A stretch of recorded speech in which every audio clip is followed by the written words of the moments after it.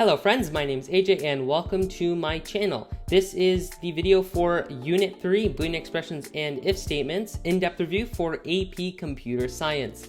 This video will be split into two parts. The first one is going to be going over everything in the unit on my iPad here. And then the second video will be going over a practice quiz that I made for you, or a practice test for everything about this unit. So I'll go over all of the questions there that will be part of that test. That test is in the description below. I definitely recommend you take it. It'll be very good review for either tests you have or the AP exam, and it's based on this unit. And this unit is definitely something that's very heavily tested on in the actual AP exam.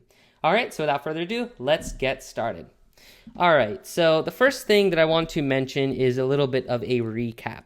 All right, so we're going to do a recap here. And what are we recapping? Well, we're recapping from Unit 1, which was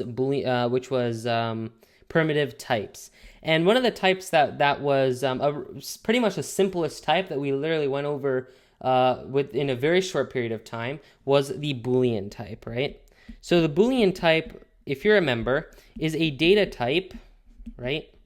Is a data type that evaluates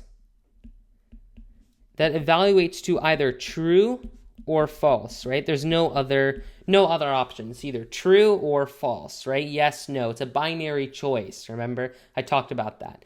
And Booleans are actually very, very useful for something called Boolean expressions. Okay, Boolean expressions are going to be in almost every program you write from here on out. So what is a Boolean expression? Well, a Boolean expression evaluates to whether, right, something is true or false, right? So it basically evaluates whether or not something is true or false. And Boolean expressions is the key term for this particular unit, which is why it is starred. So let me give you an example of a Boolean expression. And I'm not going to be writing it in code here. I'm writing something that kind of explains this in normal English language, right? So a Boolean expression determines whether something is true or false. So for example, is 2.2. Is this equal to 2.2? Right? Is 2.2 equal to 2.2, right? The answer, of course, is yes, right? Yes. And this would be representative of true, right? Yes is true. Now, what if I said this, right? Is hi, right? And I'll just put it in quotation marks because it is text, right? Is hi equal to hello, right? Or hello. And of course, hi is not the same as hello. The text itself is not the same meaning maybe, but the text is not. And this would be no, and this represents false, right? So this is kind of, this is what we're trying to achieve. We're trying to create something that will tell us whether something is true or whether something is false, whether a statement, right, an expression is true or false. And the way we do this with code is with something called relational operators. Relational operators. And of course, the word here is relation. So the relational operators are basically testing whether something is true or whether a comparison or a relationship is actually true or not. So our relational operators, the first one is equals equals, okay? Then you have exclamation equals, you have greater than equals, less than, and less than and equals. So what do these all mean, right? So the first one means equal to. Equal to. So equals, two equal signs is equal to. And now remember, this is a very important distinction from the equals, right? Because equals is the assignment operator, right? In Java, it's the assignment operator. Whereas the double equal sign is a relational operator which represents equal to. Okay? Now we look at the exclamation equals, which is not equal to. This is the operator to represent not equal to. Right? Then you have the, greater than sign, which is, of course, representative of greater than. Then here you have a greater than sign and an equal sign. So this represents greater than or equal, right? Greater than or equal to. Then you have the less than sign, which of course represents less than. And then you have the less than and equal sign, which represents less than or equal to. So those are all of the relational operators. Now let me provide a little bit of an example using Java to make things a little bit possibly easier to see or to understand. So the first thing is I'm going to do, just in parentheses, I'm going to do 2.0. Of course, remember 2.0 is a double. 2.0 equal, right, which remember is the equal to relational operator. Then I have here 4.0 minus 2.0, right? Now, what is this going to equate to? Well, if you do the math, 4.0 minus 2.0 is 2.0. So this is saying 2.0 equals, right, 2.0. It's saying that is 2.0 equal to 2.0, and it is. So therefore, it's going to result in true. Because remember, Boolean expressions result in either true or false.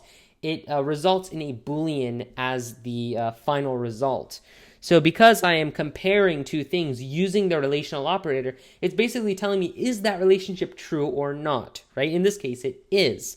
Now, if I were to do something else, like let's say I do int, a, and then I have modulus, let's just say modulus 2, right? And then I have a is greater than 2. And this is going to be my Boolean expression, right? You're saying that a, well, I forgot the assignment operator here. A is equal to 7, right? 7 modulus 2. And remember, 7 modulus 2 is going to be the remainder of 2 into 7. And because, 2 goes in 3 times, minus 6, that result in 1 being my remainder. So really, A is equivalent to 1, right? This is from Unit 1 as well with the arithmetic operators, with the modulus symbol. So if you don't remember modulus, I recommend just quickly going over there for a quick second, but that's all it is. It basically does integer division, and it finds the remainder of division. And now it's saying, is 1 greater than 2? Well, 1 is not greater than 2. Therefore, this is no, right? This is false. Right? The relationship that 1 is greater than 2 is not true. Therefore, it is false. Okay? Now, the next thing I want to mention is this thing called control flow. Okay? Control flow. And well, control flow, basically that is how our program runs, right? It usually runs from beginning to end, right? It runs an expression, and then the next one, and then the next statement, next, all the way down to the end of the, whatever method we're running, such as the main method, or whatever we're running, it runs from the beginning to the end. And so with the control flow, we can actually disrupt. So we can disrupt, right, our flow, right? We can disrupt our flow by running certain portions, right? By running portions of code only when we want to, right? Only when we want to. And what this idea means is that, let's say I have, a list of items, and I maybe only want to run certain statements if something is true, right? When we want to do something, when it's true. So I'm going to highlight this and write on the side, when something is true. Something that we want to be true. When something is true. When something is true, you run, certain things only. And so how do you do that in code? How do you run certain statements only if something is true, some sort of expression is true? And that is using the if statement. And actually, I'm going to star this control flow because that's important. But if statement, right? And the if statement runs code if, again, keyword. The keyword for the if statement is if, so, it kind of makes sense here. Everything involves this word if, right? If something is true. If something is true. Okay? Now, how do I actually write an if statement? Well, you write an if statement using the if keyword. So you do if, right? And then you have open parentheses, and you have some sort of Boolean expression, right? Some sort of Boolean expression, because Boolean expressions result in either true or false. And then you have open and close curly brackets or curly braces. If you remember from the last unit where we talked about methods and classes, remember you have an open curly brace and a closing one, and those are a pair. Everything inside of that, right, is related to the header. So again, the key word here, if we do not remember, is this is the body, right? Because the body contains in between both of the curly braces, and then this up here, right, is the header of that body. It specifies something about whatever code is inside of the body.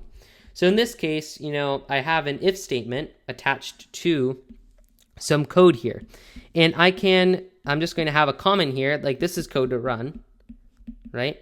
So basically what I'm saying here is when I create an if statement, I am running the code inside of the body only when the Boolean expression that we specify inside of the header of the if statement is true, right? So what does this mean? Well, I can draw a little bit of a diagram for you because diagrams are very helpful to visualize.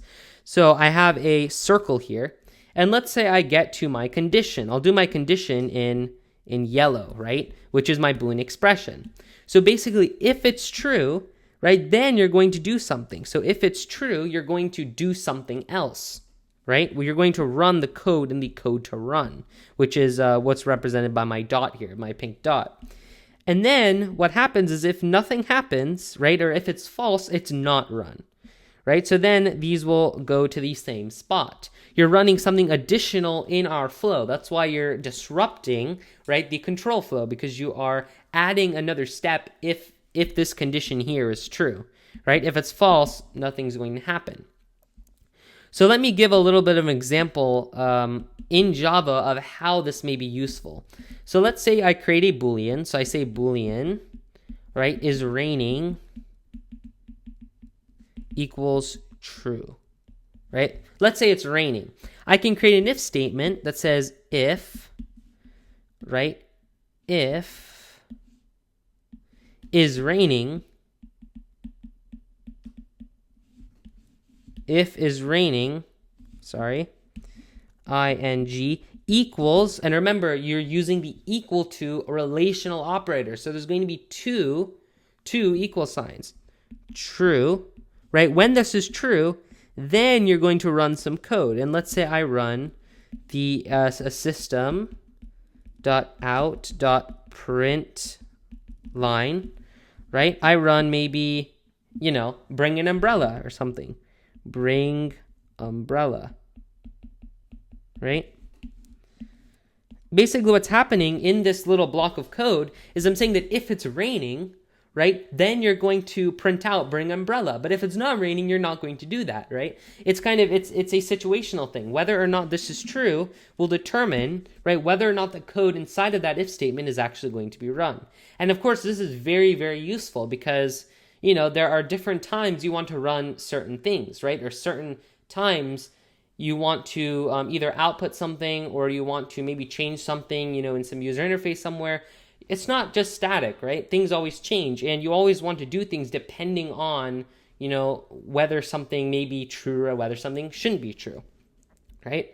And now, in addition to the if statement, there's actually something else that we can add to the bottom of the if statement called the else statement. So I can say here else, right?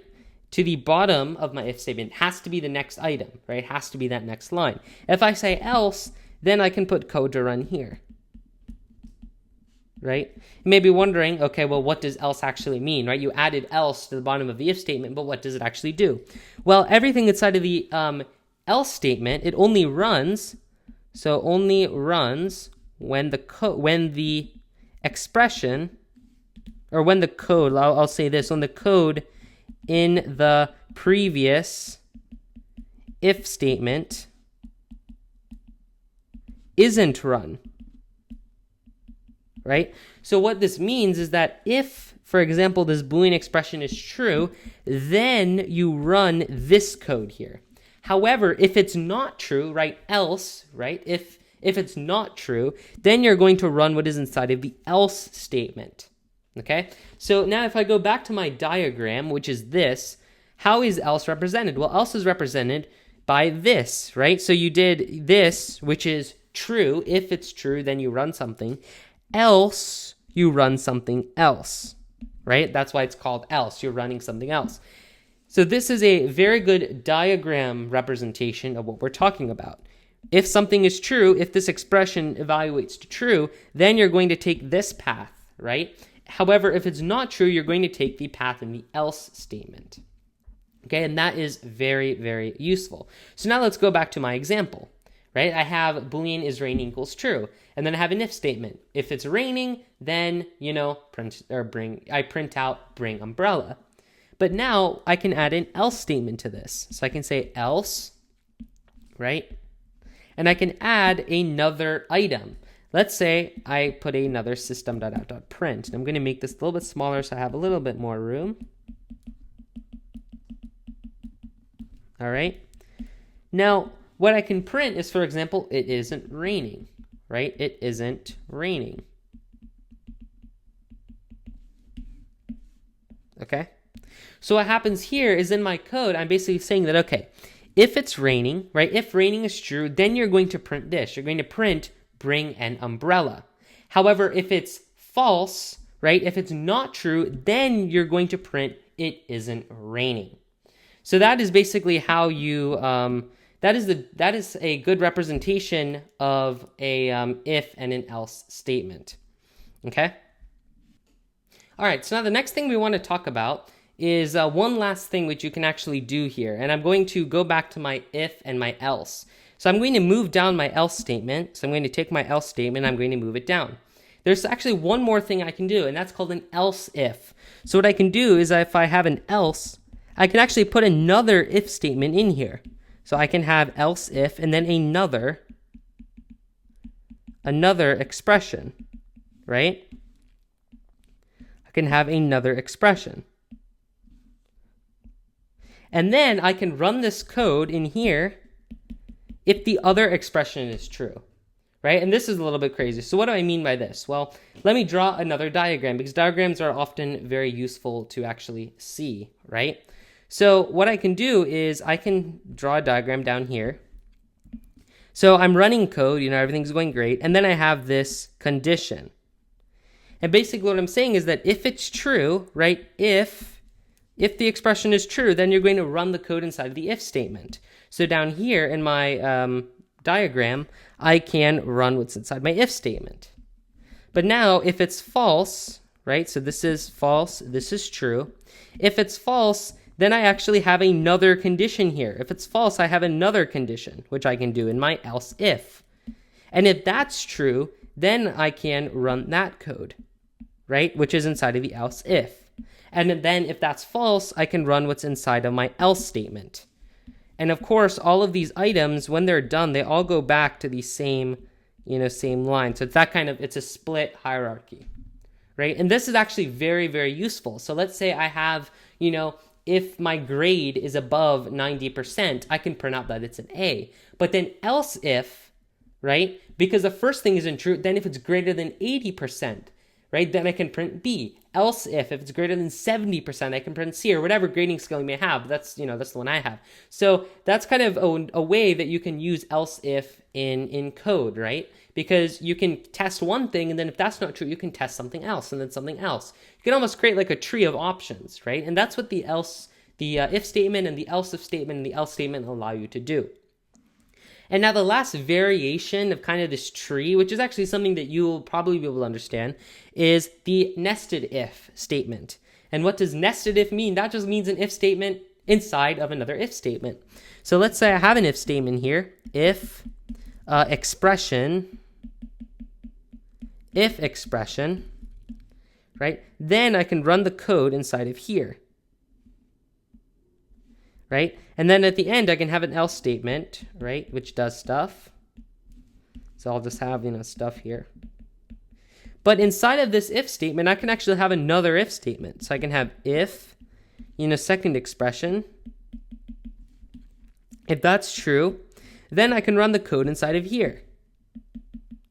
So you can actually have an if statement inside of an if statement. So how would that look in my diagram? Well, I have my original, my first item, and then I reach my condition, my initial if statement condition, which is up here, right? And now if that's true, then this will happen, right? If this is true, then everything inside of here will happen. But guess what? Now there's another condition. So instead of doing something here, I actually have a second condition, right? And then inside of this condition, if this is true, right, then I can run the code inside of here, right? And then in this case, I have this an outside else statement, right? And in fact, let me just add, just for the sake of it, I can add another else statement in here as well. So then I have an option if if the inside if statement was false, and I also have an option if the outside if statement was false, right? Like this, all the way down, if this was false. And then, of course, all of these items, when all of the if statements are done, they're all going to, combine at the next item in my list. So you can see these are all different complex diagrams that you can create of logic, right? And you can control how you want, again, with control flow, you can control how your program is actually going to run in what sequence, what things are going to run, depending on whether or not something is true. Now I want to move on to a second thing. I've been doing if statements where I have one condition, right? So for example, here I have if expression, if that expression is true. Now what if I want multiple expressions? And so in order to join expressions, so let's say I go over here and I say, if condition 1 and then condition 2, condition, did I spell that right? I think I did. All right, and then I have, just some code here. How do I join these together? How do I join condition 1 and condition 2 together? Well, to do this, right, I can use what's called a logic operator. I can use a logic operator. And there are 3 logic operators, but the 2 that you would put in between conditions is the and the or operator, right? So this symbol represents and this symbol represents or. For example, if condition 1 and condition 2 is true, then you'd use the and operator. However, if you want condition 1 or condition 2 to be true, you would use the or operator. And in fact, there's also another operator which you can use, which is technically also a logic operator, and that is the exclamation point. This represents not. This represents not. So it does the opposite. For example, if I say, just off the side here, if, condition A, let's just say A as a condition, if this is true, then do something. You can even say if A is not true by adding the not operator in front of it. If A is not true, then do this. Okay, so that is the logic operators and combining operators. However, when you start combining things together, you can have different ways of representing the same thing, the same Boolean expression. And this is what is called De Morgan's laws. De Morgan's laws. And this is a little bit confusing at first, and this is one of the concepts that a lot of people get confused over. This is, I believe, asked, or at least it may have been asked in the AP exam, but it is definitely something you'll have to know for creating your own programs. Let's say I have, A, keeping my color convention here. Let's say I say that this is A and B, right? A and B. But then I add a not symbol. So not A and B. Well, not A and B is actually the same representation as not. So not A, and or not B, right? So not A and B is the same as saying not A or not B, right? And this is what De Morgan's laws is. Basically, what happens is you take a not operator and you almost apply something like distributive property to it, with multiplication. You say that, okay, you move it over. It's then not A. Then not and is or. So if you're doing it with a not and, right, that turns into or, and then not B turns into not B. So here you have not A or not B. So now let me show you a little bit of a slightly larger example for De Morgan's laws. Let's say I have A is less than 1. All right, actually, I'll just, let's see, I'll do it this way. If A is less than 1 and B is greater than 2. All right. And now let's say I add a not operator to it, right? I add a negation or a not operator. Well, again, applying my kind of distributive property of sort, of course, it's not distributive property, but you can think about it like it. The first thing I do is I apply not to this side of the expression. So therefore, I now have not, right? I have not A is less than 1. A lot of color switches here, right? Not, and then I do it on the not on the logic operator here, which is and. So because I have and, it will now turn into or, right? So I now have not A is less than 1, or, and then the last thing I do is I add the not to the last item, which is B is greater than 2. So then I have not, right? Not B is greater than 2. Just like that. And now the thing is with this, right? If you think about in math, how you always had those, those equations or expressions that, the teacher always asks, oh, simplify it, right? Simplify it. This is not fully simplified because I still have or symbols inside of my expression, right? So I can actually further simplify this. I can do the not on this. And so in order to do this, what happens is your symbol actually flips, right? Just like how you did the not operator on your logic operator here, the relational operators also switch. So therefore, I now have, right? I now have A, but then instead of less than, I have greater than. But instead of just greater than, I have greater than and equal to 1. So less than becomes greater than or equal to. Greater than becomes less than or equal to. So it switches just like that. You have to add, if it's less than, it turns the opposite actually greater than or equal to, right? Because if you think about it, if I have a number range, from 0 to 100, and I have it's less than, a 100, 100 is not included in that. So in order to have the opposite effect, you'd have to include that thing as well, right? Because everything becomes opposite. So that's why less than turns into greater than or equal to, right? Greater than or equal to turns into less than when you do the opposite of it. So in this case, A is less than 1 will turn into A is greater than or equal to 1, right? And then I have my or operator still. And now I have B, but remember, it's not greater than. The opposite of greater than is less than and equal to 2, just like that. So basically what I've shown is, let me just erase some of my annotations here. What I've shown, whoops, don't want to erase the letters. What I'm showing is that this expression is equivalent. It is equivalent to this expression here. These are the same, they are equivalent. And then this is also equivalent to this one right here. All of these are the same representation of the same Boolean expression. But teachers like to ask this because this is more of a logic thinking type of thing when you're converting different Boolean expressions, finding equivalent ones using De Morgan's laws, right? So this one is equal to this one is equal to this one, and this top one is also equal to the bottom one, right?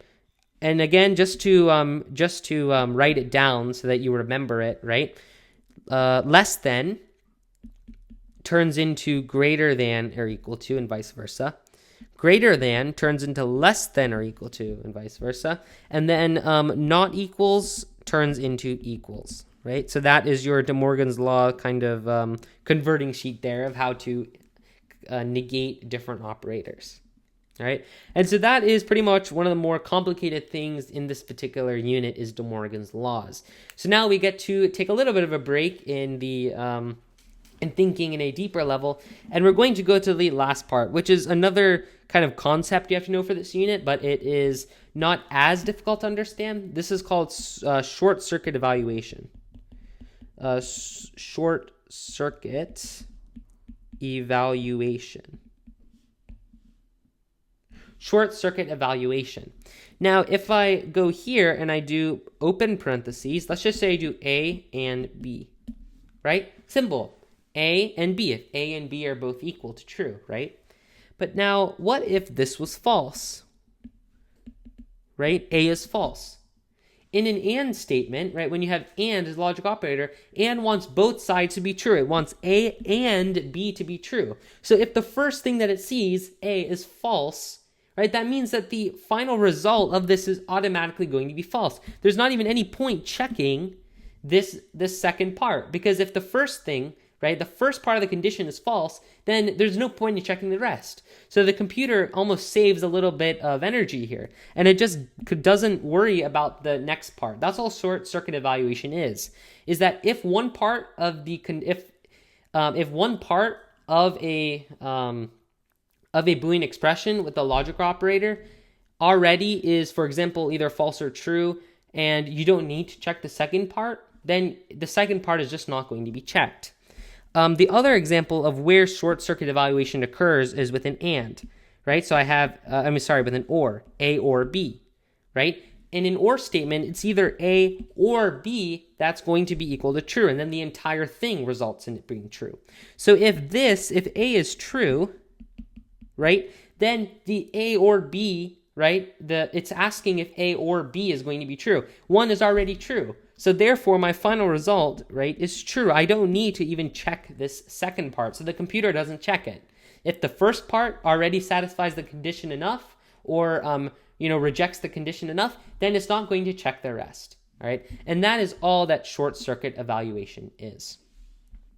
All right, and now the last thing that I want to talk about is using operators, right, such as relational operators, to actually compare objects with each other. So now, we tied in Unit 3 and Unit 1. Now we're going to tie Unit 3 and Unit 2. And this won't take too long. So I'm going to write here comparing objects. All right, and now I'm going to draw a little representation here, a little representation of RAM. Right? Do you remember from Unit 1? RAM is random access memory, and the value for variables is stored in RAM. So I'm just going to draw my little RAM here. It's almost like a filing cabinet, if you really think about it, right? RAM. Now I'm going to write some Java code to create a string object. Remember, using the same convention that we did in Unit 2 to create an object. So to do that, remember you do the the name of the class that you're trying to create an object from, which is string, the variable name equals, and then the new keyword, and then you do the constructor. So string, I can put in my parameter hi, right? This creates a new string object with the internal string like text value of hi. All right, and now let's say that when this is created, it is stored in RAM, right, at a location. Of course, it's at some random location. We don't know where the location is, but it's stored in its own location as A, right? Now, let's say I create a second object, string B, and I actually use the exact same thing as this right here. So I say B is equal to new string hi. Because I use the new keyword, right, I'm creating a new object, it's actually going to take my variable and it's going to store it in its own location, right? It's going to store it in B, its own place in RAM. And now, let's say I do the last one where I say string C. And I say string C is actually equal to my variable A. What it does is it takes C and it stores it the same, or it references the same location, right, as variable A. So now when I'm actually comparing my objects, and this is something that's very interesting, right? If I say A is equal to B, or I'm checking is A equal to B, it's actually going to give me false. Maybe wondering why is that, right? These are the exact same values. However, because they're objects, they're stored in different locations, and they're not referring to the exact same object. And because objects can have multiple fields, multiple things inside of it, it's comparing it based on its location in RAM. And because A is not the same as B, they're both stored in different locations, it's equal to false. Now, if I did A and C, right? This would actually equal true because A and C are both referencing the same spot in RAM. And the reason is because here I said string C equals A. So when I say equal A, it's actually saying that, okay, string C is equal to the same object that's inside of where the location of A's object. So that's really what it's doing. It's essentially putting it, that's why I put it in its own color. It's really referring to the exact same location. That's why if I were to do a Boolean expression, A equals C, or A is equal to C, that's going to give me true. All right, now the last little note I want to add here, just on the side, because I forgot to talk about this just a few minutes ago. Let's say I have an if expression, so like if and then something. Excuse my handwriting there. And I have something like system.out.println hi, right? I can actually do it this way. If I have one single item, right, that I want to run in my if statement, I could actually put it in one line, just like this, where you do not have to include curly braces. Now remember, this only works with one item. So the if only applies to one item. So if I add another item here, like system.out.println world, right? Sorry, I'm just going to add that inside of the parentheses, inside of the quotation marks. It's going to associate this item here, right, associated with the if statement, but then this item here is not part of the if statement, which means it'll run when whether or not the condition is either false or true. It doesn't matter, it's always going to run. So that's just a little note, is that you can actually have an if statement with one line and without curly braces, but you have to make sure that this line is associated with the if statement, but any other lines afterward is not associated with the if statement. And that's something that, on multiple choice questions they may do, where they have, the actual expression, and then they'll have one line which is after the if statement, and then may have another line after the if statement, and ask you, what prints out? Both of them will print out because, both are part of the if statement, right? Both will not print out because one of them is part of the if statement, but other is not, right? So the bottom here, like this print statement for world, will always print, but the if statement for hi may only print whenever the expression is true. All right, so that is all the review. That's all the content for Unit 3, which is Boolean expressions and if statements. Now, the second part of the video, which will be after this, will be going over the actual practice test that I made. The practice test, remember, will be in the description down below, so make sure to check it out and do it. It is very helpful, and it's only 15 questions, and it'll definitely help you to prepare for either an in-class test or an AP exam. All right, so thanks for watching. If you liked it, please leave a like or subscribe to my channel for more content. As always, thanks for watching, and I'll see you in part 2.